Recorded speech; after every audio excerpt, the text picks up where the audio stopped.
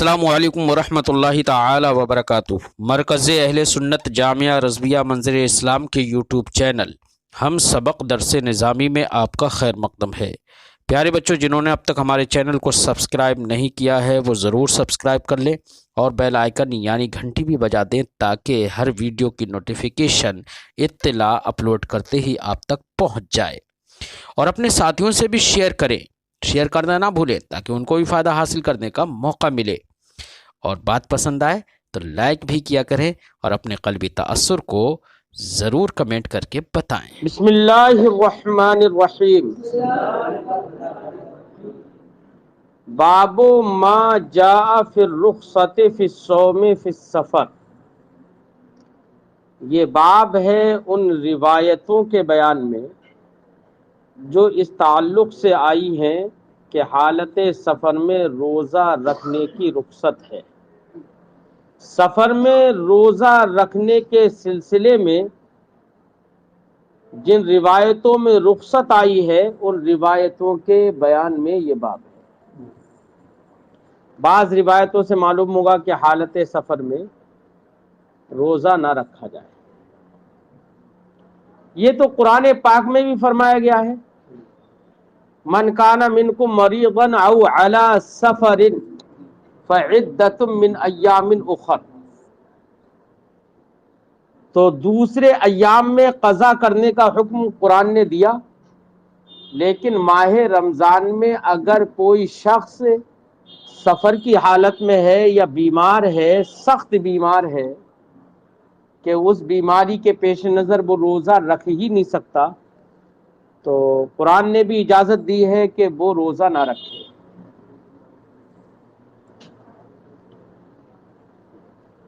مریض اور مسافر کے رخصت میں تھوڑا فرق ہے۔ مریض کی جو رخصت ہے وہ مانع حقیقی کی بنا پر ہے، اور مسافر کی جو رخصت ہے وہ مانع تقدیری کی بنا پر ہے، یا یہ کہو عذر کہہ لو اسے، عذر حقیقی اور عذر تقدیری۔ مریض کی رخصت عذر حقیقی کی بنا پر ہے، یعنی اگر کوئی مریض ایسا ہے جو روزہ رکھ ہی نہیں سکتا تب اس کو اجازت ہے کہ وہ روزہ نہ رکھے، اور اگر اس نے روزہ رکھ کے دیکھا کہ رکھ پاؤں گا یا نہیں اور اتفاق سے رکھ لیا تو ایسے مریض کو روزہ رکھنا لازم ہوگا۔ کیوں؟ اس لیے کہ اس کی جو رخصت ہے وہ عذر حقیقی کی سے متعلق ہے، اور یہاں پر اگر روزہ رکھ لیا اس نے تو اس سے ظاہر ہو گیا کہ وہ حقیقتاً معذور نہیں ہے۔ اس لیے ایسا آدمی جو مریض ہو اور روزہ رکھ سکتا ہو تو ایسے مریض کو روزہ نہ رکھنے کی اجازت نہیں ہوگی۔ اور میں نے بتایا تھا کہ مسافر اس کی رخصت جو ہے وہ عذر تقدیری کی بنا پر ہے، یعنی سفر کے بارے میں روایتوں میں ہے کہ سفر ایک السفر کالسقر، سفر سقر کی طرح ہے، یعنی اس کی آزمائش اور اس کی شدت، اس کی پریشانیاں، اس کے مصائب وہ ایسے ہی ہیں جیسے کہ کوئی آدمی جہنم میں پریشانیوں کا سامنا کرے۔ تو سفر ہونے کی حیثیت سے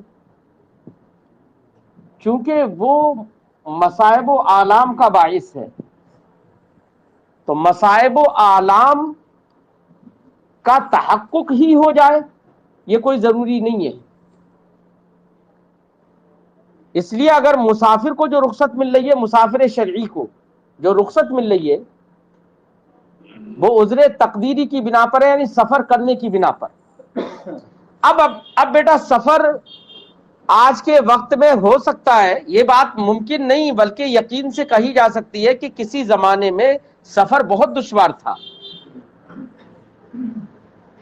کچھ کلومیٹر کچھ میل کا سفر طے کرنے کے لیے سفر شرعی جس کو کہے ایک ایک دن دو دو دن تین تین دن اونٹ سے چلنا پڑتا تھا، پیدل لوگ چلتے تھے، تو کتنی مشقت اور کتنی پریشانی کا باعث تھا۔ لیکن آج کے زمانے میں سائنس نے سارے سفروں کو آسان کر دیا۔ اب لاکھوں میل دور آدمی جو پہلے زمانے میں جس کا تصور نہیں کیا جا سکتا تھا، آج لاکھوں میل دور آدمی کچھ گھنٹوں میں بھی جا سکتا ہے، اور اتنی آسائش کے ساتھ کہ گھر میں وہ سہولتیں نہیں ہیں جو سہولتیں فلائٹ میں ہیں۔ وہ آرام نہیں ملے گا گھر پہ جو کہ فلائٹ میں ملے گا، لیٹنے کا نہیں لیکن دوسری چیزوں کا سہولتیں ہیں۔ تو آج کے زمانے میں سفر آسان ہو گیا ہے، سفر نہیں ہے، بہت آسان ہے۔ تو کیا آج کے زمانے میں، اب سوال یہ ہوگا، آج کے زمانے میں کیا ایسے مسافر کو جس کو پتہ ہی نہیں چلتا ہے کہ گرمی کیا ہے، سارے فلائٹ میں اے سی ہوتی ہے، تو کیا آج کے وقت میں مسافر کو، ایسے سفر کرنے والے کو، یا ٹرین میں سفر کرنے والے کو، ایئر کنڈیشن میں سفر کرنے والے کو اجازت ہوگی روزہ نہ رکھنے کی؟ جواب ہمارا وہی ہوگا۔ کیا ہم نے بتایا، اصول بتایا کہ مسافر کی جو رخصت ہے وہ عذر تقدیری کی بنا پر ہے، عذر حقیقی کی بنا پر نہیں ہے۔ اور عذر تقدیری کیا ہے کہ سفر کرنا ہی عذر کا قائم مقام ہے، سفر کرنا ہی عذر ہے، تو سفر تو اب بھی ہو رہا ہے، تو اس لیے یہاں پر حقیقتاً وہ معذور ہو یہ ضروری نہیں ہے۔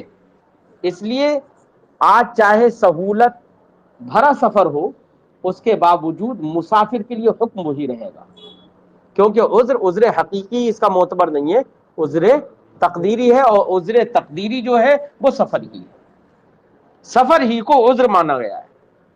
بات سمجھ میں آ گئی؟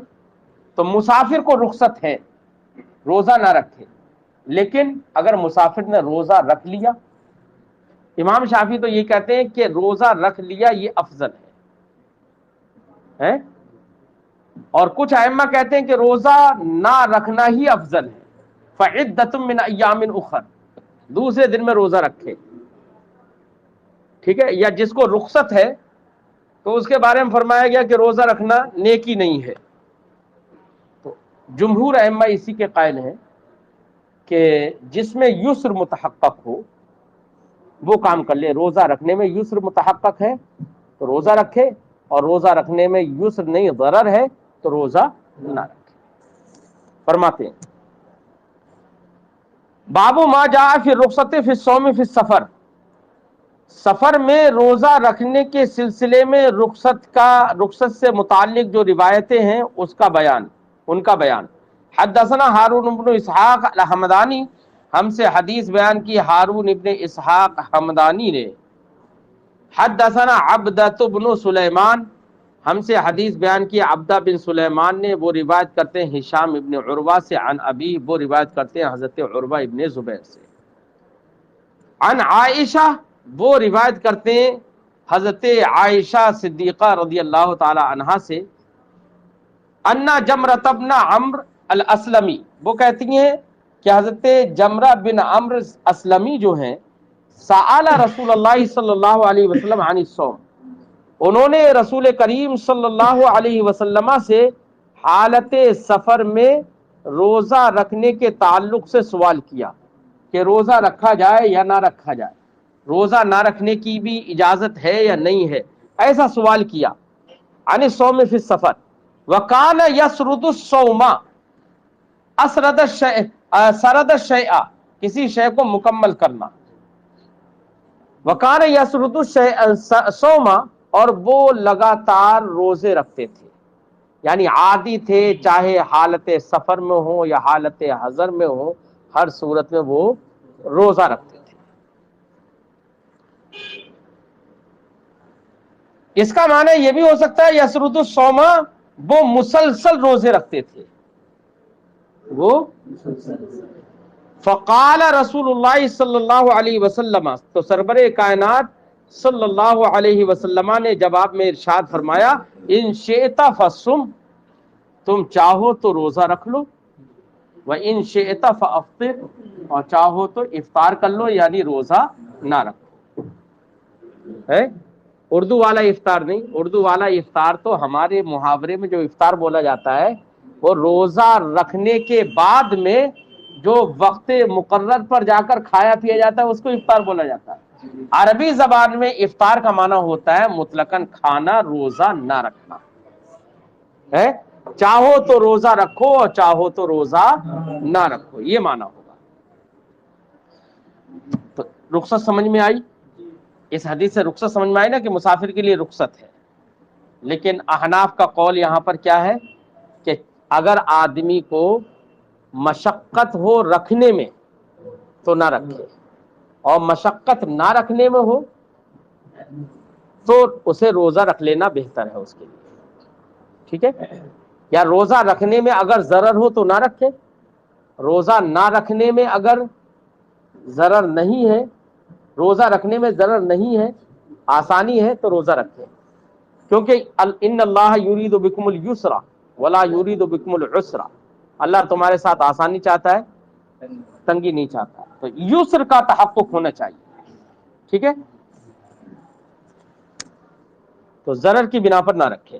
حدثنا وفی الباب عن انس بن مالک، اس باب میں انس بن مالک سے روایت ہے. وہ ابی سعید، حضرت ابو سعید، عبداللہ ابن مسعود سے، عبداللہ ابن عمر سے، اور ابو دردہ سے، حمزہ بن عمرو الاسلمی سے. ان کی روایت تو ماقبل میں ذکر ہی کر دی ہے. قال ابو عیسیٰ، امام ترمذی فرماتے حدیث و عائشہ ان حمزہ بن عمرو الاسلمی سأل رسول اللہ صلی اللہ علیہ وسلم، جو حضرت عائشہ کی حدیث یہ ماقبل میں گزری نا. ھذا حدیث حسن صحیح، یہ حدیث حسن صحیح ہے، متعدد طرق سے، کسی طریق سے حسن بھی ہے تو کسی طریق سے صحیح بھی ہے، لیکن درجہ ذوق میں نہیں پہنچتی ہے. ٹھیک ہے، حسن بھی مقبول ہے اور صحیح تو مقبول ہے ہی.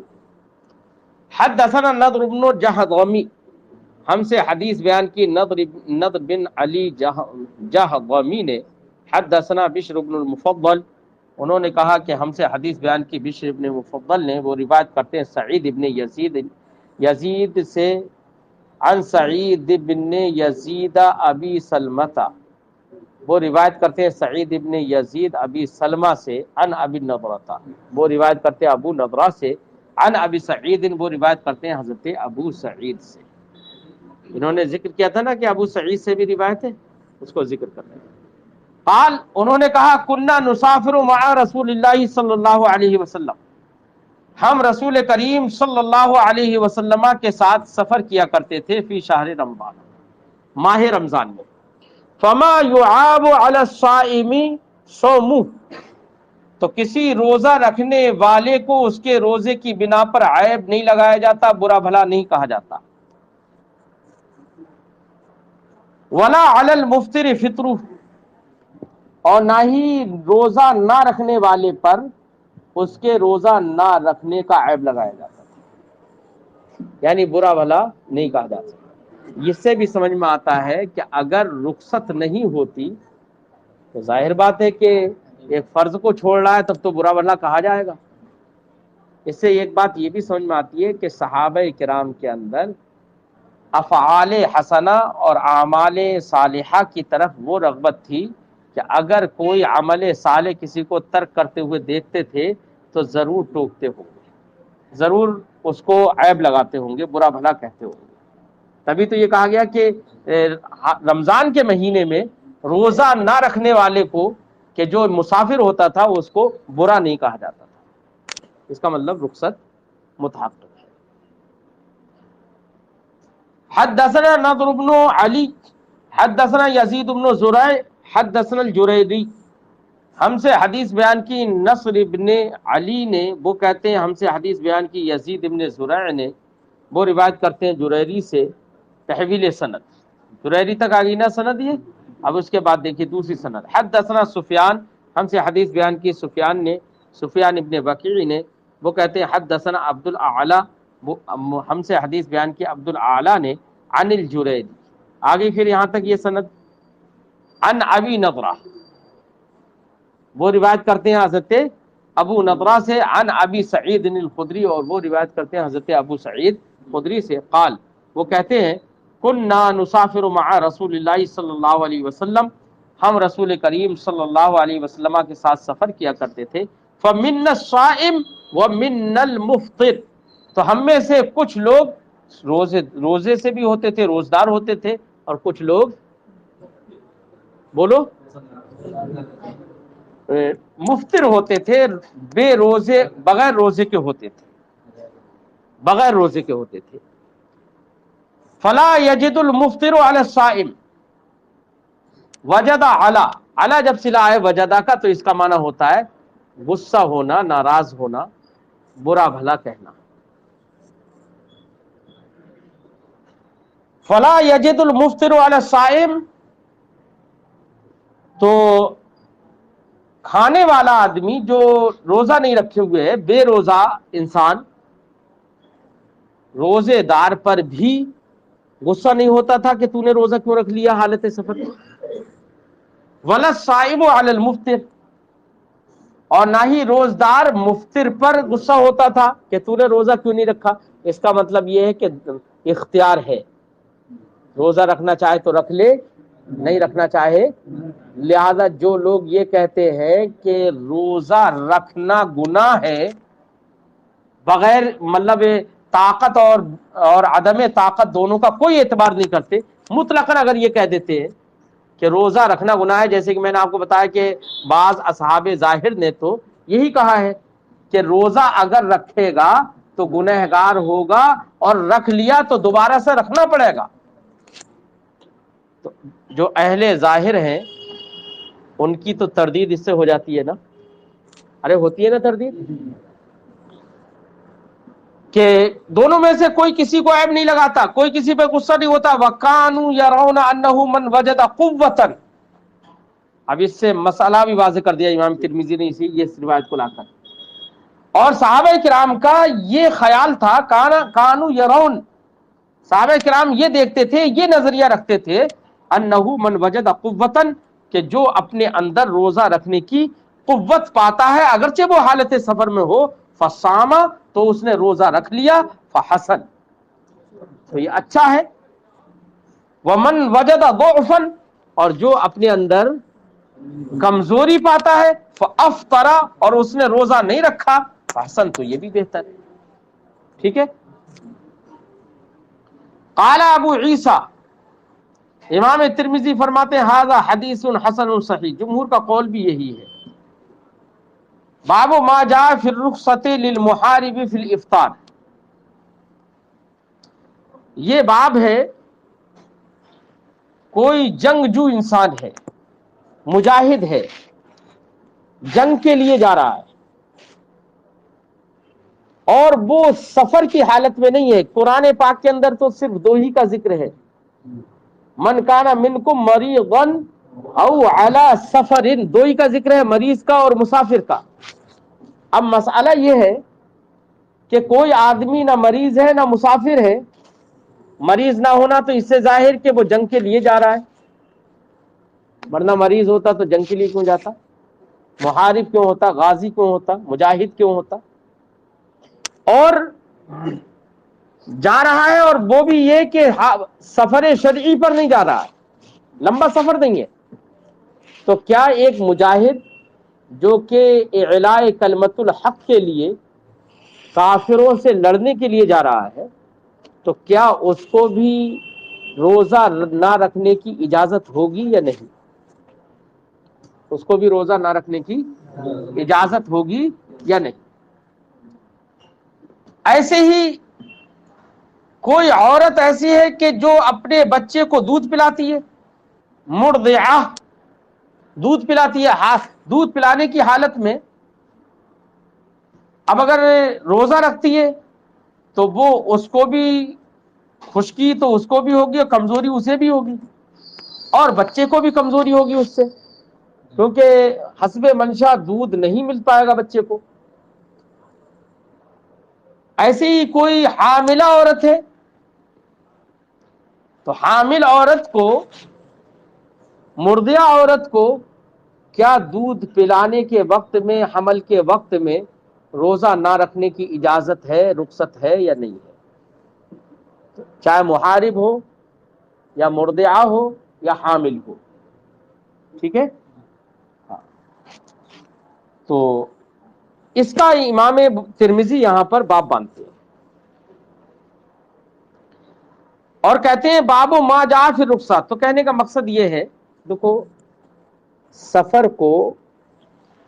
کا اعتبار کیا گیا نا، اور میں نے بتایا تھا کہ سفر میں مسافر کے لیے جو رخصت ہے وہ عذر تقدیری کی بنا پر ہے۔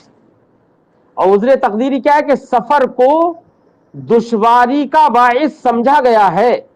اب آج کے وقت میں چاہے سفر آسان ہو گیا ہو، لیکن سفر دشواری اور عذر کے قائم مقام ہے، لہذا سفر جب تک ہوگا تب تک رخصت متحقق ہوگی۔